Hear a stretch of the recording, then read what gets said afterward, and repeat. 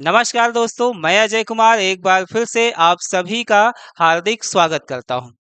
दोस्तों, आगामी परीक्षाएं जैसे आरओ एआरओ का री एग्जाम, ठीक है। आरओ एआरओ री एग्जाम की अगर बात करेंगे तो जैसे सभी को पता होगा, आरओ के एग्जाम में जीएस प्रश्न पत्र के अंतर्गत इतिहास का वेटेज कितना होता है, ठीक है। दोस्तों, आरओ एआरओ की अगर बात करते हैं तो उसमें लगभग इतिहास के 30 से 35 प्रश्न पूछे जाते हैं। ठीक उसी प्रकार से वे बच्चे जो उत्तर प्रदेश टीजीटी पीजीटी की तैयारी कर रहे हैं, उनके लिए भी अगर देखेंगे तो इतिहास विषय महत्वपूर्ण बन जाता है। खास करके वो बच्चे जो इतिहास विषय से पढ़ाई कर रहे हैं, ठीक है। तो उसी क्रम में हम लोगों ने इतिहास विषय की एक सीरीज को प्रारंभ किया है, जिसके अंतर्गत जो है हम लोगों ने पहला चैप्टर शुरू किया है। और वो पहला चैप्टर है कौन सा? प्राचीन इतिहास जानने के साधन। प्राचीन इतिहास जानने के संसाधनों की अगर हम बात करेंगे तो इसमें हम लोगों ने पिछले वीडियो में सिक्कों के टॉपिक पर चर्चा कर ली है, ठीक है। और उसी क्रम में आज हम लोग जो है इसका दूसरा एक टॉपिक पढ़ेंगे, अभिलेख, ठीक है।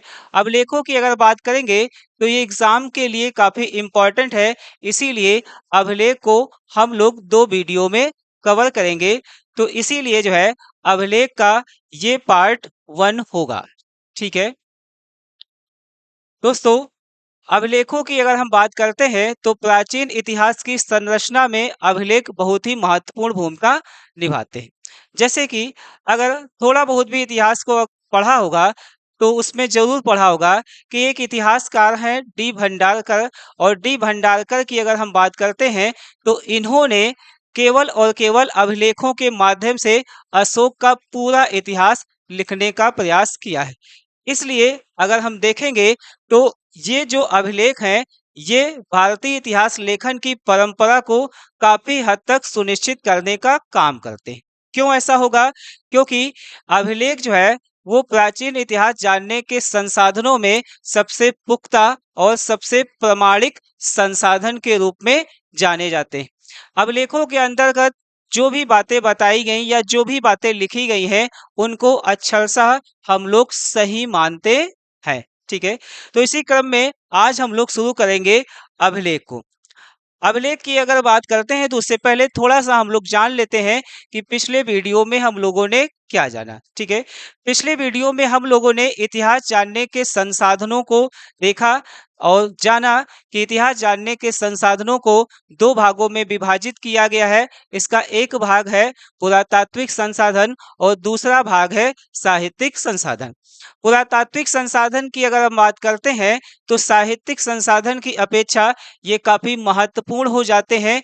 क्यों? क्योंकि इनके दौरान या इनमें जो भी बातें प्राप्त होती हैं, ठीक है, उन सभी बातों को झुटलाया नहीं जा सकता है, ठीक है। पुरातात्विक संसाधन की अगर हम बात करेंगे तो इसके अंतर्गत हम लोगों ने ये सिक्कों वाला चैप्टर जो है कंप्लीट किया है, ठीक है, पिछले वीडियो में। आज हम लोग जो है इसका दूसरा चैप्टर अभिलेख वाला जो है कंप्लीट करेंगे।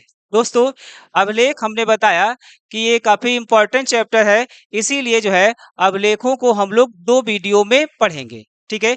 इसका आज का जो वीडियो रहेगा, इस वीडियो के अंतर्गत अभिलेखों के बारे में कुछ बेसिक जानकारी जानेंगे और कुछ महत्वपूर्ण अभिलेखों के बारे में जानेंगे। दूसरे वीडियो में हम लोग स्पेशली जो है अशोक के द्वारा जो भी शिलालेख, जो भी स्तंभ लेख, जो भी गुहालेख खुदवाए गए, उस संबंध में हम लोग जानकारी लेंगे। तो आइए शुरू करते हैं अभिलेख। तो ये जो अभिलेख हैं, इसमें सबसे पहली चीज ये याद रखना कि अभिलेखों का अध्ययन क्या कहलाता है। दोस्तों, अभिलेखों का अध्ययन क्या कहलाता है तो याद रखेंगे, पूरा लेख शास्त्र, ठीक है। अभिलेखों का अध्ययन जो है वो किसके अंतर्गत किया जाता है? पुरालेख शास्त्र के अंतर्गत किया जाता है, या इसको बोलेंगे एपिग्राफी। ठीक है, एपिग्राफी। ठीक है। इसके अलावा इसमें दूसरी बात याद रखेंगे, क्योंकि अभिलेखों पर जो है तमाम लिपियां मिलती हैं, और लिपियों का अध्ययन करने के पश्चात ही जो है हमको जानकारी प्राप्त होती है। तो दूसरा यहाँ पर प्रश्न बन सकता है, लिपि का अध्ययन, लिपि का जो अध्ययन है ये क्या कहलाता है? ठीक है, तो लिपि का अध्ययन जो है कहलाता है पैलियोग्राफी। ठीक है, लिपि का अध्ययन क्या कहलाता है? पैलियोग्राफी कहा जाता है।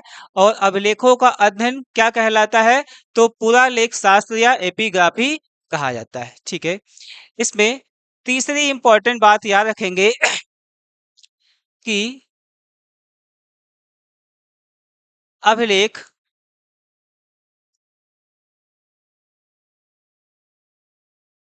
इतिहास जानने के पुरातात्विक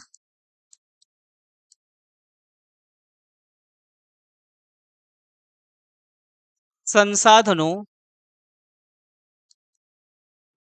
के अंतर्गत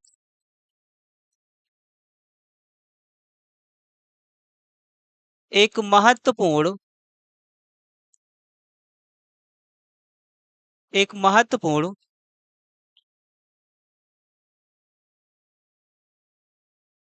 भूमिका निभाते हैं। ठीक है, इसके साथ ही इसके साथ ही यह एक विश्वसनीय संसाधन भी है। ठीक है ना? तो अभिलेख इतिहास जानने के जो संसाधन है, उन संसाधनों के अंतर्गत अगर देखेंगे तो महत्वपूर्ण भूमिका निभाएंगे।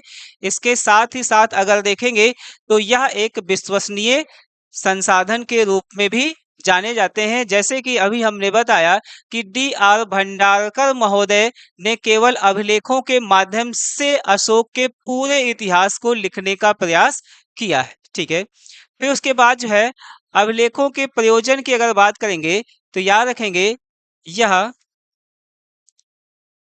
किसी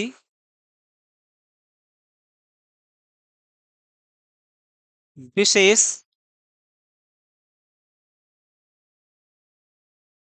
प्रयोजन, ठीक है, ये जो अभिलेख है वो किसी विशेष प्रयोजन या इसके अलावा अगर देखेंगे तो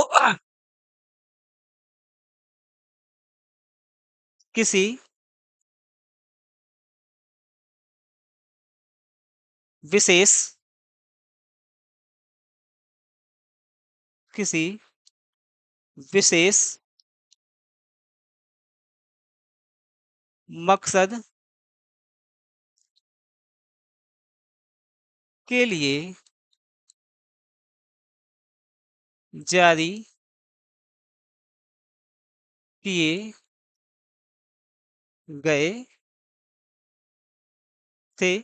ठीक है, तो अभिलेखों का अपना एक कोई विशेष प्रयोजन या कोई एक विशेष मकसद होता है। ठीक है, जैसे विभिन्न शासकों के द्वारा जो अभिलेख जारी किए गए, उन अभिलेखों से जैसे हम लोगों ने जाना कि सामाजिक व्यवस्था, आर्थिक व्यवस्था, राजनैतिक व्यवस्था, सांस्कृतिक व्यवस्था, ठीक है, ये सभी पहलुओं के संबंध में जानकारी प्राप्त होती है। ठीक है, फिर उसके बाद जो है आगे आएंगे तो जैसे भारतीय अभिलेख,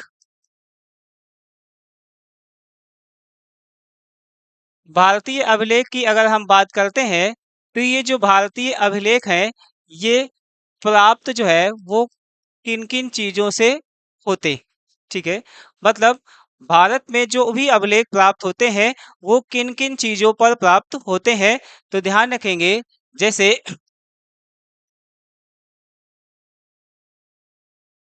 पाषाणों पर, या हम कह सकते हैं पत्थरों पर। ठीक है, इसके अलावा जैसे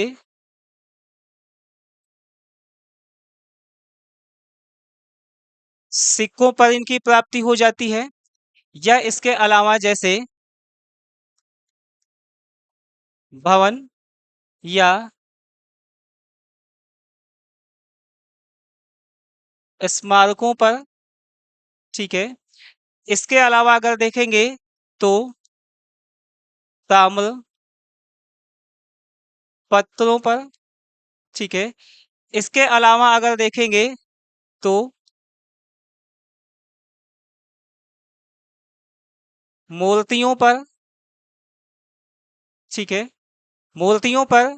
ठीक है, तो जो भारतीय अभिलेख हैं वो कहाँ-कहाँ से प्राप्त होते हैं? पाषाणों से प्राप्त होते हैं या पत्थरों से प्राप्त होते हैं। इसके अलावा सिक्कों से प्राप्त होते हैं, भवन या स्मारकों से प्राप्त होते हैं, ताम्रपत्रों से प्राप्त होते हैं, इसके अलावा प्रतिमाओं से प्राप्त होते हैं, या इसके अलावा अगर हम देखेंगे तो गुफाओं पर, है ना? तो गुफाओं से प्राप्त होते हैं। ठीक है, तो दोस्तों यहाँ पर इस चीज को जरूर ध्यान रखेंगे कि जो भारतीय अभिलेख हैं वो किन किन चीजों से प्राप्त होते हैं। एक बार फिर से देख लेते हैं। हमने क्या बताया है कि जो भारतीय अभिलेख हैं वो पाषाण से भी प्राप्त होते हैं, सिक्कों पर भी प्राप्त होते हैं, भवनों या स्मारकों पर भी प्राप्त होते हैं, इसके अलावा तांबे के पत्रों पर प्राप्त होते हैं, मूर्तियों पर प्राप्त होते हैं, इसके अलावा गुफाओं पर भी प्राप्त होते हैं। इसके अलावा अगर देखेंगे तो अन्य बहुत सारे संसाधन हैं जहां से अभिलेख प्राप्त होते हैं। ठीक है, तो आइए आगे बढ़ते हैं। फिर उसके बाद जो है अगर देखेंगे तो एक प्रश्न आता है, विश्व का सबसे पहला अभिलेख। ठीक है ना? विश्व का जो सबसे पहला अभिलेख है वो कौन सा माना जाता है? ठीक है, जैसे विश्व के अभिलेख की अगर हम बात करते हैं तो वो है कौन सा, तो ध्यान रखेंगे जैसे ये हो गया एक अभिलेख। ठीक है, तो अभिलेख की अगर हम बात करेंगे तो विश्व का सबसे पहला अभिलेख माना जाता है कौन सा, तो याद रखेंगे बोगज कोई अभिलेख। ठीक है ना? बोगस कोई अभिलेख की अगर हम बात करेंगे तो ये बोगस कोई अभिलेख जो है विश्व का सबसे पहला अभिलेख माना जाता है। इस अभिलेख की अगर हम बात करेंगे तो यहाँ पर ध्यान रखेंगे इस पर जो है एक डेट अंकित मिलती है, और वो डेट है कौन सी, तो 1400 ईसा पूर्व। ठीक है, बोगस कोई अभिलेख पर एक डेट मेंशन की गई है, कौन सी, 1400 ईसा पूर्व की, है ना? तो यहाँ पर इस चीज को ध्यान रखेंगे कि बोगस कोई अभिलेख जो है वो तिथि सहित अभिलेख माना जाता है, मतलब इस अभिलेख में तिथि का अंकन मिलता है। ठीक है, तो इस संबंध में जानते हैं जैसे बोगज कोई अभिलेख की अगर हम बात करते हैं तो बोगज कोई अभिलेख जो है वो कहाँ से प्राप्त होता है। ठीक है, तो पहली चीज कि बोगज कोई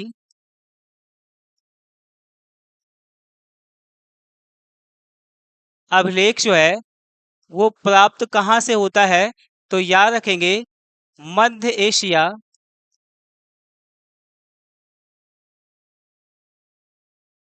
मध्य एशिया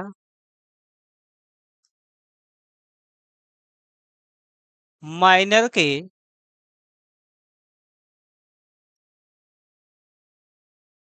बोगज कोई, ठीक है, यानी कि तुर्की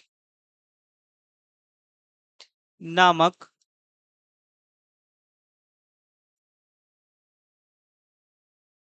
स्थान से, ठीक है। तो ये जो बोगज कोई अभिलेख है, ये कहाँ से प्राप्त होता है? मध्य एशिया माइनर के बोगज कोई नामक स्थान से।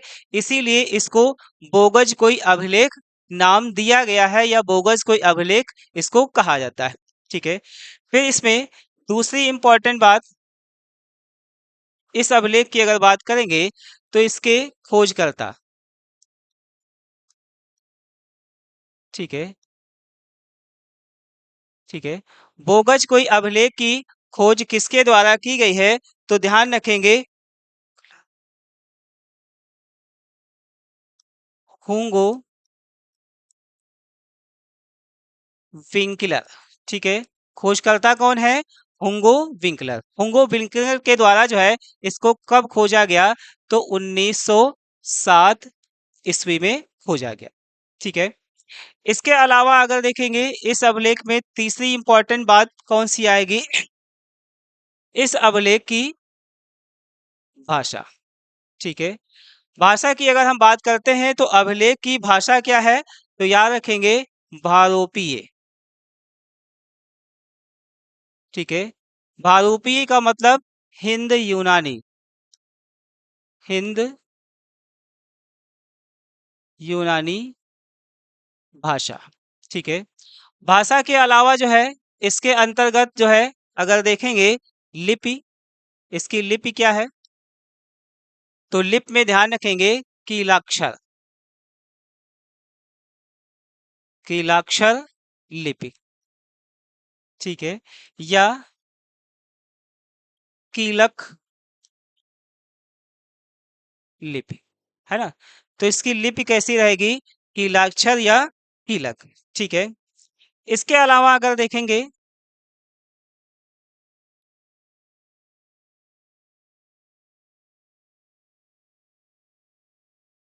तो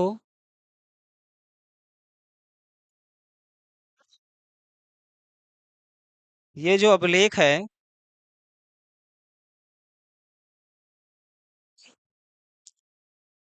इसकी अगर हम बात करेंगे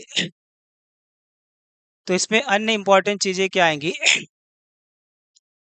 कि यह हित्ती और मितामी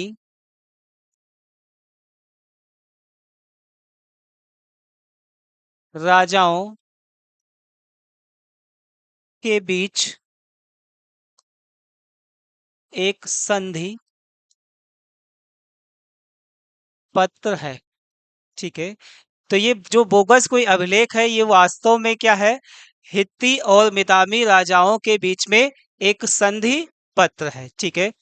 जैसे हित्ती की अगर हम बात करते हैं तो यहाँ पर हित्ती इंपॉर्टेंट बन जाता है। यहाँ से एक प्रश्न निकलता है कि विश्व में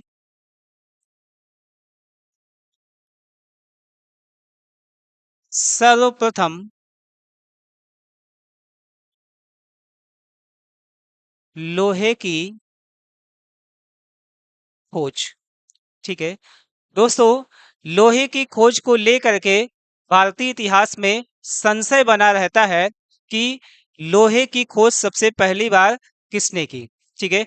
बहुत सारे इतिहासकार हैं जो इस बात को प्रमाणित करते हैं कि सर्वप्रथम लोहे की खोज जो है वो मध्य एशिया में रहने वाली एक जाति हित्ती के द्वारा की गई, ठीक है। इसके अतिरिक्त बहुत सारे इतिहासकार ऐसे भी हैं जो इस बात को मानते हैं कि लोहे की जानकारी सबसे पहली बार आर्यों को हुई, ठीक है। तो दोस्तों, जैसे कि अगर एग्जाम में प्रश्न पूछा जाता है कि लोहे की जानकारी सबसे पहले किसको हुई, ठीक है, तो अगर ऑप्शन में, ठीक है, हित्ती आता है तो हित्ती को सही मानेंगे। अगर ऑप्शन में आर्य आते हैं तो आर्य को सही मानेंगे। और अगर गलती से दोनों ऑप्शन बना दिए जाते हैं तब उस कंडीशन में हित्ती ज्यादा सही हो सकता है। ठीक है। इसके अतिरिक्त अगर देखेंगे तो ये जो बोगस कोई अभिलेख है, इसी के अंदर चार वैदिक देवताओं के नाम भी प्राप्त होते हैं। ठीक है दोस्तों, ये क्वेश्चन काफी इंपॉर्टेंट है। कई बार एग्जाम में पूछा गया है कि बोगस कोई अभिलेख में निम्नलिखित में से कौन से देवता का जिक्र नहीं मिलता है। ठीक है, तो याद रखेंगे, एक देवता है इंद्र, इंद्र के अलावा दूसरा देवता है मित्र, मित्र के अलावा तीसरा देवता वरुण, और चौथा देवता है इसमें नासत्य, नासत्य। ठीक है, तो बोगज कोई अभिलेख में चार वैदिक देवताओं का जिक्र है। इंद्र है, मित्र है, वरुण है और नासत्य। ठीक है, तो इसके साथ ही साथ जो है बोगस कोई अभिलेख में 400 ईसा पूर्व की एक डेट मेंशन मिलती है, और 400 ईसा पूर्व की ये जो डेट है, ये आर्यों की आगमन की तिथि भी मानी जाती है। तो यहाँ पर 400 ईसा 1400 ईसा पूर्व की जो डेट है, ये कौन सी डेट रहेगी? तो याद रखेंगे, आर्य आगमन की तिथि, है ना? ठीक है। तो इसका मतलब क्या है कि आर्य सभ्यता 1400 ईसा पूर्व के आसपास जो है वो मध्य एशिया से निकल करके भारत की तरफ आएगी, और भारत में सिंधु सभ्यता का जो केंद्र बिंदु था, खास करके सिंधु पंजाब वाला इलाका, वहीं पर आकर के ये लोग बसेंगे। ठीक है, तो बोगस कोई अभिलेख में इतनी चीजों को ध्यान रखेंगे। एक बार फिर से रिकॉल कर लेते हैं, बोगस कोई अभिलेख की अगर हम बात करते हैं तो बोगस कोई अभिलेख कहाँ से प्राप्त हुआ है? तो ध्यान रखेंगे, मध्य एशिया माइनर में जो तुर्की वाला क्षेत्र है, वहां पर बोगज कोई नामक स्थान से प्राप्त होता है। ठीक है, दूसरी इंपॉर्टेंट बात कि बोगस कोई अभिलेख के खोजकर्ता कौन है? तो यहाँ पर खोजकर्ता में नाम याद रखेंगे किसका?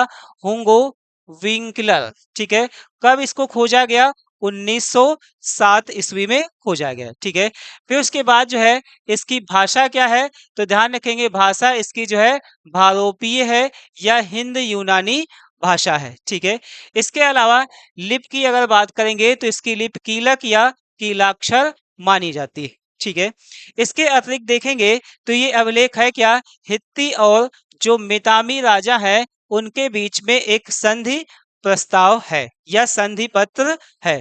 ठीक है, हित्ती जो जनजाति है, इसमें ध्यान रखेंगे, विश्व में सबसे पहली बार लोहे की खोज के संबंध में इनका नाम आता है।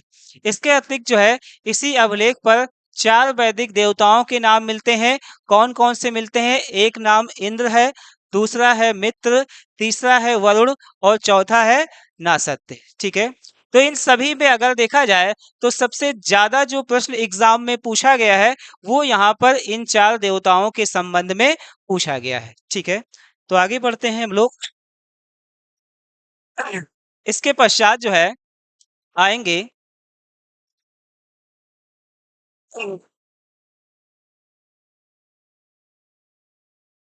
भारत में सबसे प्राचीन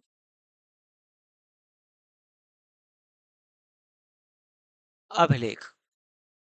ठीक है, भारत में सबसे प्राचीन अभिलेख जो है वो किसके माने जाते हैं? ये भी काफी इंपॉर्टेंट प्रश्न है। तो भारत में सबसे प्राचीन अभिलेख की अगर बात करेंगे तो इसमें सबसे पहली चीज कि भारत में सर्वप्राचीन अभिलेख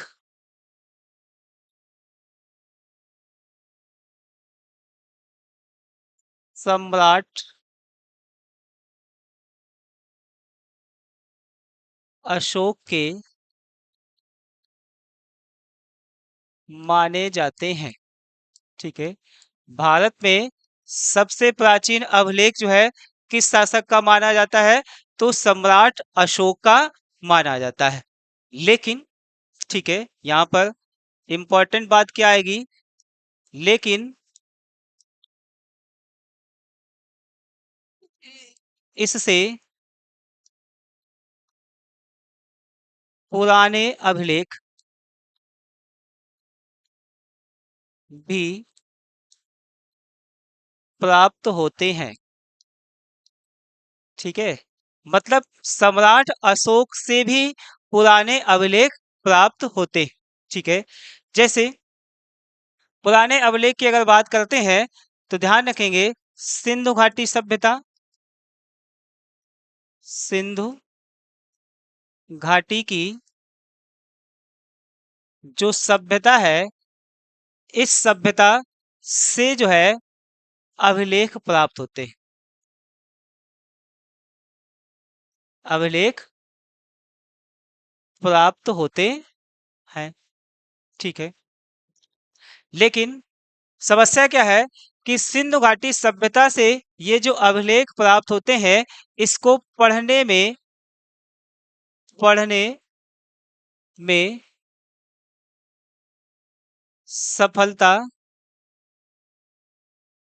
प्राप्त नहीं हुई है। ठीक है, जैसे सभी लोगों ने पढ़ रखा होगा कि सिंधु घाटी सभ्यता की जब खुदाई की गई तो खुदाई से ये जानकारी मिलती है कि सिंधु घाटी सभ्यता के लोग पढ़ना लिखना जानते थे। क्यों? क्योंकि सिंधु घाटी सभ्यता के उत्खनन के दौरान लगभग 250 से 400 तक के अक्षर मिलते, जैसे तांबे की गुड़ियाओं पर जो है कुछ लेख लिखे गए। ठीक है, तो इसी प्रकार से अभिलेख मिलते हैं, लेकिन इन अभिलेखों को पढ़ने का प्रयास तो किया गया, लेकिन इसको पढ़ने में अभी तक सफलता नहीं मिलती है। तो इसीलिए सिंधु घाटी सभ्यता के संबंध में अभिलेखों से कोई जानकारी नहीं मिलती। लेकिन अगर भविष्य में आगे चल करके इन अभिलेखों को अगर पढ़ लिया जाता है, तब उस कंडीशन में सिंधु घाटी सभ्यता के काफी सारे राज जो है और खुल जाते हैं। ठीक है, फिर उसके बाद अगर बात करते हैं तो दूसरा, अशोक से पहले अगर देखेंगे तो एक अभिलेख है जिसका नाम है पिपरहवा अभिलेख। ठीक है ना? तो इसको भी थोड़ा सा ध्यान रखेंगे कि पिपरहवा अभिलेख जो है ये सम्राट अशोक के पहले का अभिलेख है। पिपरहवा अभिलेख की अगर बात करेंगे तो इसका संबंध किससे होगा? तो याद रखेंगे महात्मा बुद्ध की मृत्यु के बाद, महात्मा बुद्ध की मृत्यु के बाद गणराज्यों द्वारा यह अभिलेख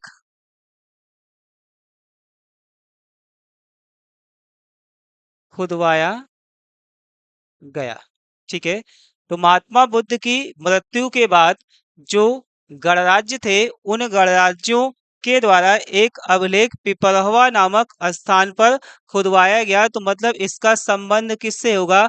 महात्मा बुद्ध से होगा। महात्मा बुद्ध से होगा तो मतलब बौद्ध धर्म से होगा। ठीक है, इसके अतिरिक्त अगर देखेंगे तो जैसे इससे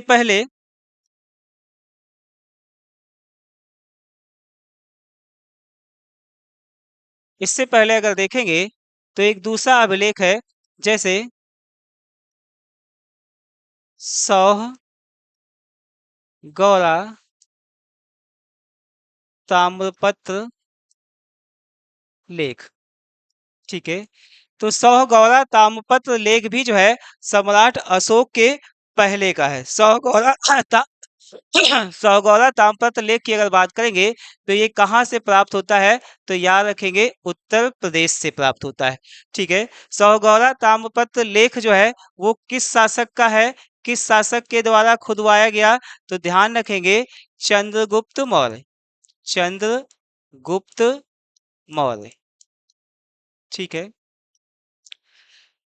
इसके अलावा अगर देखेंगे, ठीक है, तो तीसरा एक इंपॉर्टेंट अभिलेख है महास्थान, महास्थान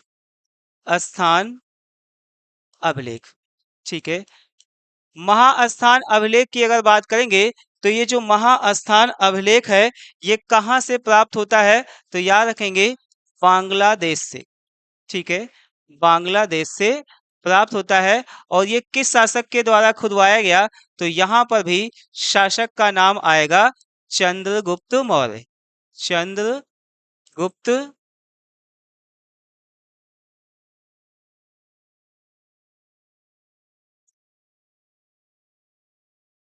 शासक है चंद्रगुप्त मौर्य। ठीक है दोस्तों, चंद्रगुप्त मौर्य मौर्य वंश का संस्थापक था। ठीक है, इसके मरने के बाद इसका पुत्र बिंदुसार शासन सत्ता में आता है। फिर बिंदुसार के बाद तीसरे नंबर का जो शासक है वो सम्राट अशोक आता है। ठीक है, तो इस प्रकार से अगर देखेंगे तो भारत में प्राचीन काल के दौरान जो है सम्राट अशोक के पहले से ही जो है अभिलेखों को खुदवाना प्रारंभ कर दिया गया था। लेकिन जो है सम्राट अशोक के पहले अगर देखेंगे तो ये निश्चित या योजनाबद्ध तरीके से प्राप्त नहीं होते हैं। जैसे कि अभी हमने बताया कि सिंधु घाटी सभ्यता की अगर हम बात करते हैं तो वहां से अभिलेख मिलते हैं तांबों की गुड़ियाओं पर, तांबों की गुड़ियाओं पर जो अभिलेख मिलते हैं, हालांकि उसको पढ़ने में सफलता अभी नहीं मिली लेकिन ये बहुत ज्यादा मात्रा में प्राप्त नहीं। इसके अलावा जो है, ठीक है, गणराज्यों के द्वारा महात्मा बुद्ध की मृत्यु के बाद जो है पिपरहवा नामक स्थान पर अभिलेख खुदवाया गया। ठीक है, फिर इसके अलावा अगर देखेंगे सहगौरा ताम्रपत्र लेख या महास्थान अभिलेख, ये दोनों चंद्रगुप्त मौर्य के द्वारा खुदवाए गए। तो एक प्रथा के रूप में इसका चलन जो है अभी नहीं हुआ था। सम्राट अशोक की अगर हम बात करते हैं तो सम्राट अशोक ने भारत में अभिलेख लिखवाने की प्रथा को व्यवस्थित रूप प्रदान किया है। ठीक है, तो इसीलिए जो है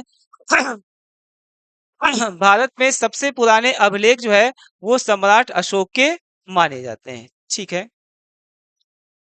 हाँ। तो यहाँ पर इंपॉर्टेंट लाइन ध्यान रखेंगे कि सम्राट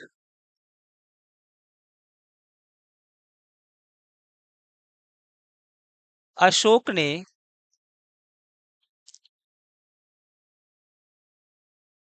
भारत में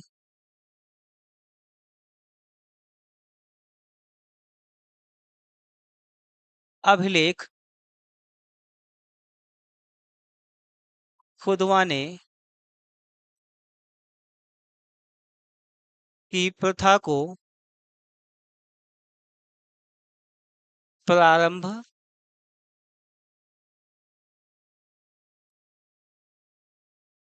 किया था, है ना। ठीक है, भारत में अभिलेख लिखवाने की प्रथा को किसने प्रारंभ किया, सम्राट अशोक ने प्रारंभ किया। ठीक है, यहाँ पर इस चीज को भी जानेंगे, ये जो सम्राट अशोक है, अशोक की अगर हम बात करते हैं तो इसने विदेशी शासक, विदेशी शासक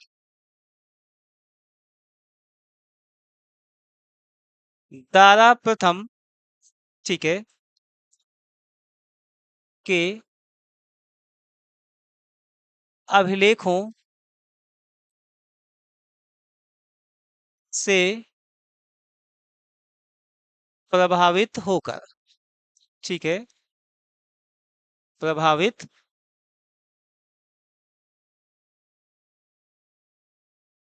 होकर, ठीक है, ये भी इंपॉर्टेंट एक तथ्य है कि सम्राट अशोक ने भारत में अभिलेख लिखवाने की प्रथा को जो जन्म दिया या उसको शुरू किया है, ठीक है, तो उसके अभिलेखों पर प्रभाव किसका रहेगा, किससे उसने सीख ली है।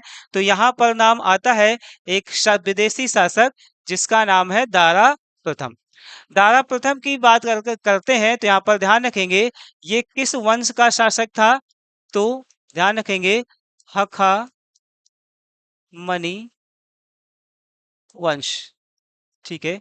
हगामनी वंश कहाँ का वंश था, तो याद रखेंगे ये ईरान का वंश था, ठीक है। तो ईरानी शासक था दारा प्रथम जिसने भारत पर आक्रमण किया था, ठीक है। और दारा प्रथम के द्वारा ही जो है कुछ अभिलेख खुदवाए गए, ठीक है, जिनकी संख्या 3 है, ठीक है। तो ये 3 अभिलेख हैं कौन कौन से, तो याद रखेंगे एक का नाम है पर्सी पोलिस, दूसरा नाम है नस्ख ए रुस्तम, और तीसरा यहाँ पर नाम रहेगा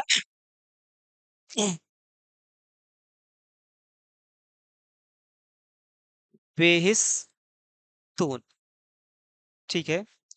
तो दारा प्रथम के द्वारा 3 अभिलेख खुदवाए गए, पर्सिपोलिस अभिलेख, नस्ख ए रुस्तम अभिलेख और बेहिस्तून अभिलेख। इन्हीं तीनों अभिलेखों से दारा प्रथम के द्वारा जो भारतीय क्षेत्र जीते गए हैं उनके संबंध में जानकारी मिलती। तो इसी दारा प्रथम के इन्हीं अभिलेखों से प्रभावित होकर के सम्राट अशोक के द्वारा भारत में अभिलेख खुदवाने की प्रथा को जन्म दिया गया, ठीक है। तो आगे बढ़ते हैं।